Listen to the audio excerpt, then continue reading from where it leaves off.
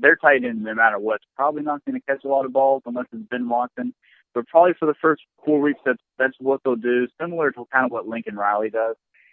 Yep. I think that's what they'll do. They won't really need a tight end. I don't look for them to like make a big trade. I think they'll just roll with Matt Lacoste, and that's it.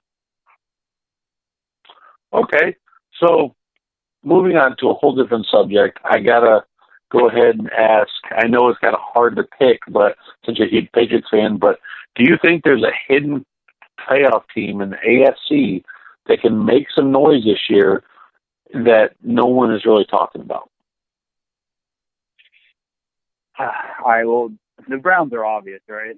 Browns are obvious. Well, that's an obvious pick. I didn't know if there's like a hidden team that basically like I can see one in my eyes. I want to hear yours if you have one. Okay. I've got one for you, and that's the Titans.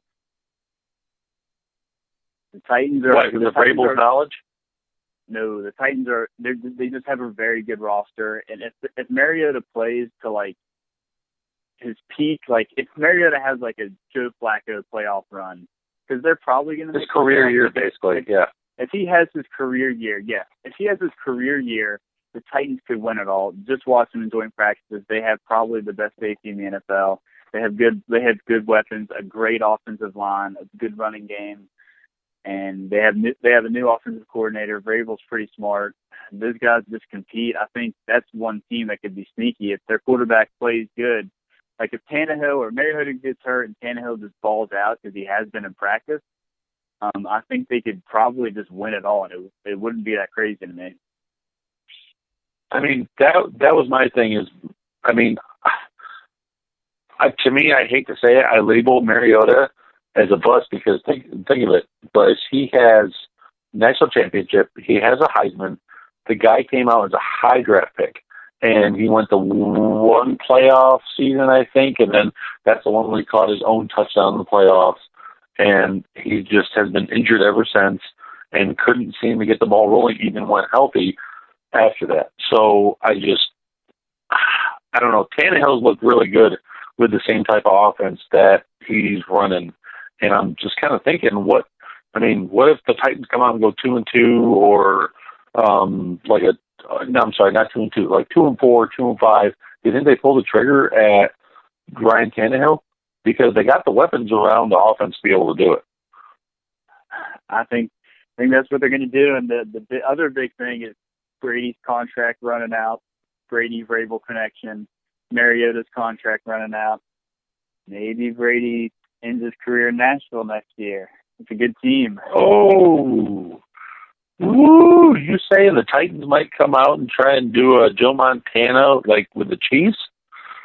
Oh, there's no doubt. If Brady and the Patriots somehow, if he's not a Patriot, he's going to be a Tennessee Titan. Man, people keep talking about if he ends up leaving, he'll go to the Lions because of Bob Quinn and Matt Patricia, and I think that's the farthest thing from the truth, because I think the Lions are trying too hard to become the Patriot, like a mini Patriots, and they're failing at it, in my opinion. Now that you brought that up, how he's back from the dead. Well, you guys had a good thing going. I don't need to interject, but I mean, this was a good little thing to jump in on, so I had to jump in. So, Brycen, how much as a Patriots fan are you sick of everybody talking about the Patriot way, the Patriot way, the Patriot way, and they're always trying to copy it, and they copy it by doing the exact opposite of what the Patriot way is? Like, to me... Literally, the Lions are a perfect example of that. Like, the Patriot way, and so I'm going to take all the Patriots and pay them premium dollars on the open market when they just got released from the team, the Patriots, who just won a ring because they're not going to pay anybody premium top market dollar. Like, am I wrong to say that everybody is really wrong about the Patriot way, except for I think Mike Vrabel might be getting it right, and Brian Flores, we don't know yet. But am I wrong if I say the actual Patriot way is just simply taking whatever players you have or can get and just doing and putting them in situations that they can succeed at and not asking anything else of them? And at the same time, you treat no player differently. And that is why Tom Brady was so important to this whole thing, is because without Brady, the Patriot way that Belichick had tried to establish did not work because nobody bought into it. They were still individuals. Once Brady, the iconic quarterback, buys in and allows him to be treated the same way that a practice squad player gets yelled at when they're reviewing tape, allows Belichick in the Patriot way to flourish. And so this idea that it can't be 50-50 in this credit of how the Patriots' success has been is absolutely asinine, because it's not that Bill Belichick was a bad coach before Brady. It's that the way he coached needed a guy like Brady to buy in for the whole thing to work. So his genius, even though it's his genius, still needs a dude like Brady to set the standard so that his genius can actually work its magic and create what we know now as the Patriots dynasty. Oh, yeah, you're preaching to the choir, buddy. Tom Brady sets the standard. That's what he does in New England. He sets the culture. It's the Patriot way is the thing, but you also kind of have to be yourself. Like Brian Flores is going to be himself. Mike Vrabel's he's being himself. But the thing is you can't just copy Bill Belichick. You can't just be a hard ass for no reason or like be. Because there's only one Bill. There's only one grumpy emperor in the sweatshirt. I love Bill, but that's what he is to me. And guess what? It works. But I guess that's my point is the Patriot way has nothing to do with Bill Belichick's personality. Brian Flores and Mike Vrabel can copy the Patriot way and do it by still being themselves. By simply, what I'm saying, I guess, Brycen, is they're creating culture. You're creating the Patriot good culture. way is just simply creating a positive culture, but only taking. It's not about, well, I got to go trade up. I got to trade the whole franchise to get Ricky Williams, because without Ricky Williams, I can't make it work.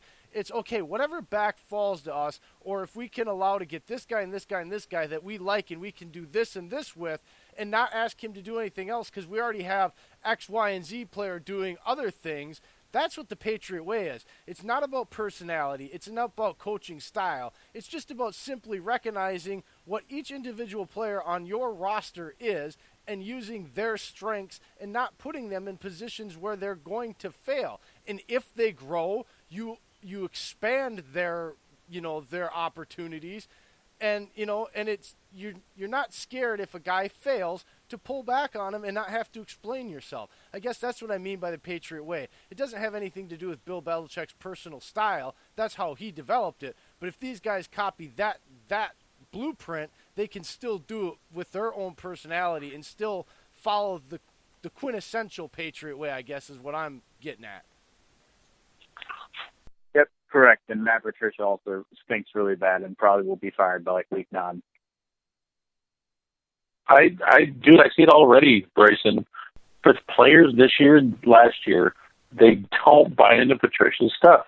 Like when you see Vrabel, thank you. You gained so many brownie points with me. I love you. But see that you threw me off a little bit. I'm sorry about that. I'm blushing. No, so with that, Vrabel, when you see him talk to his team, when you see Flores talk to his team, and I know the jury's still out, but when you see him talk to his team, there's videos of them having post-practice wrap-ups, and the players are invested in that coach. Like, you can see they're invested in that coach's mindset. And Patricia, when you watch it, dude, there's players looking off, there's players walking already to the freaking locker room. Like, you don't see the buy-in. And my biggest thing with Patricia is that year when the Patriots lost Super Bowl, Patricia's defense gave up 300 yards to Bortles and 500 yards to Foles.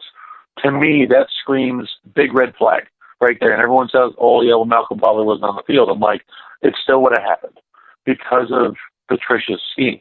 Literally, Flores took these same exact players that Patricia had, put in Bill and his scheme, and look what happened. They held the best offense in the NFL to freaking 3 points.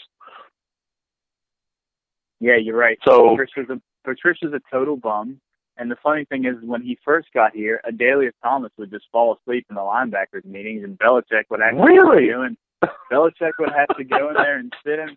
He would sit in on the meeting to Matt Patricia's meeting so people wouldn't fall asleep and leave because Matt Patricia's a bum, and they kept him around. And all the players will say, we love Matt, we love Matt.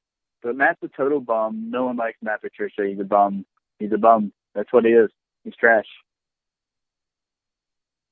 Oh, I am so happy right now because now we have it on record from a person who's been around the Patriots and now it has like details on what type of person Patricia is and what type of like coach he is, where he doesn't get players invested. It's just awful. That's going to show exactly. I don't care if they drafted T.J. Hawkinson, and the thing is, they went ahead and tried. They literally went and tried to sign or did Trey Flowers, Danny Amendola. Like they literally tried to take the Patriots players and be like, "Come on, guys, come on, we're ex-Patriots over here." And I'm just like, really? I'm like, y'all are literally taking food scraps off of Bill's table. It's literally what it is. Yeah, and the players in Detroit don't respect it. The players that are there, they signed Dola to a big contract, Trey Flowers to a big contract.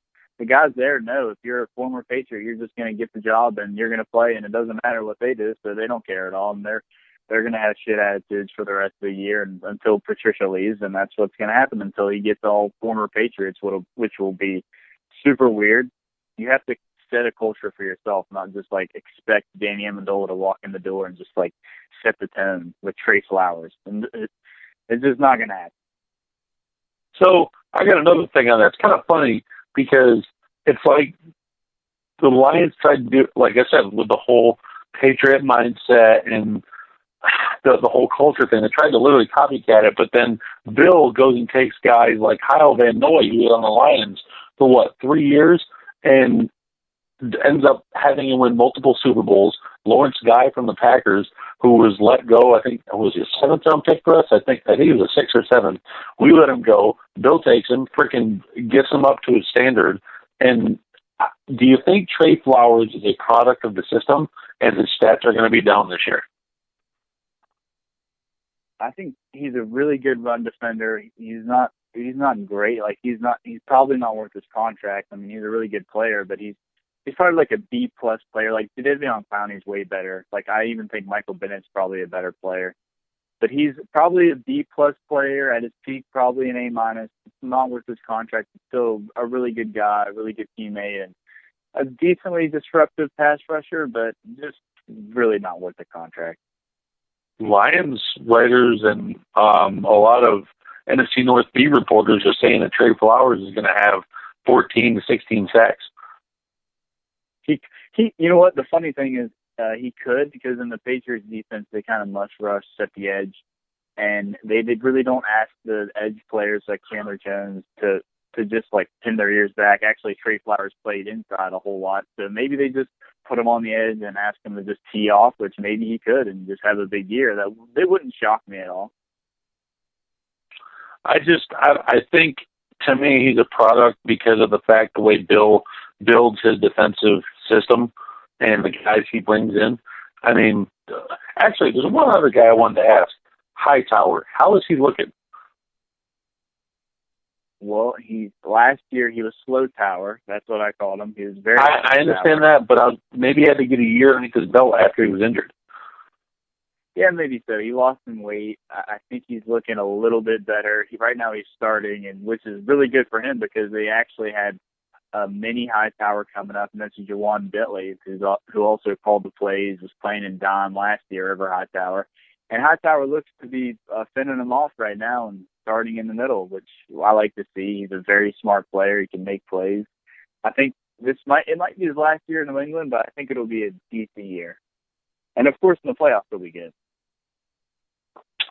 Well, with as big as years you're talking about with the Patriots, and I know what Jay and you and I were all talking about with the great quarterbacks facing off, I've got to ask you, how much do you want to see a Brady-Rodgers Super Bowl as much as Jay and I do? Just because it's become so close over the years in like 14 that it almost happened with the freaking collapse that the Packers had, or 16 where they went on this freaking run and then Atlanta thwarted them away. Like, it's been so close where the Packers and the Patriots have almost played, and it's just I wanted a Brady Rogers Super Bowl for the longest time.